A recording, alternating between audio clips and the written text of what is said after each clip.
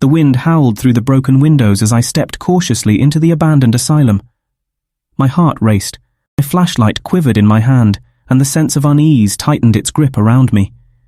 The air was thick with a musty, damp smell that seemed to cling to the walls like the memories of the tormented souls that had once inhabited this place. As I moved deeper into the asylum, the beam of my flashlight revealed graffiti-covered walls, shattered furniture, and the remnants of what were once padded cells. The silence was oppressive, broken only by the occasional creak or distant rustling sound. I couldn't shake the feeling that unseen eyes were watching my every move.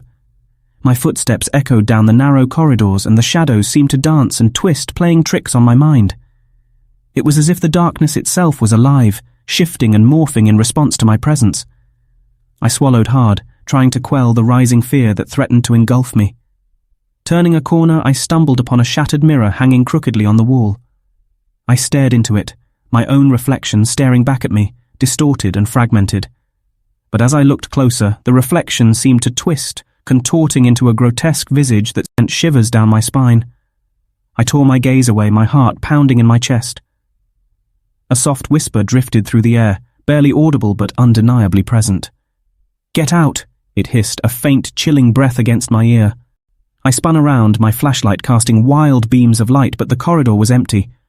I tried to dismiss it as a figment of my imagination, but the unease grew stronger. I pressed on, determined to uncover the secrets that lay within these decaying walls. In one room, I found a pile of old patient records, their pages yellowed and brittle. As I flipped through them, the stories of anguish and despair came to life in my mind. The cries of forgotten souls seemed to echo through the room, sending a shiver down my spine. The air grew colder, and a thick fog seemed to roll in from nowhere, obscuring my vision. Panic welled up inside me as I realized I had lost my sense of direction. I turned left and right, but the corridors all looked the same, their walls closing in around me like a living maze. Then a faint light glowed in the distance, drawing me like a moth to a flame. With each step, the light grew brighter, revealing an ornate door at the end of the corridor. As I approached, I heard faint whispers, like distant conversations just beyond the threshold. My heart raced as I pushed the door open, revealing a grand chamber adorned with decayed tapestries and flickering candles. In the center of the room stood an ancient-looking mirror, its surface tarnished and cracked. I hesitated, my breath catching in my throat as I caught sight of a figure in the reflection. A shadowy silhouette, barely distinguishable, stood behind me, its eyes gleaming with malevolence. I spun around, but there was nothing there. The room had grown colder, the candles now extinguished, plunging me into darkness. Panic surged through me as I fumbled for my flashlight, the beam cutting through the blackness. And then, there it was again. The whisper, this time right beside me, a chilling breath against my cheek.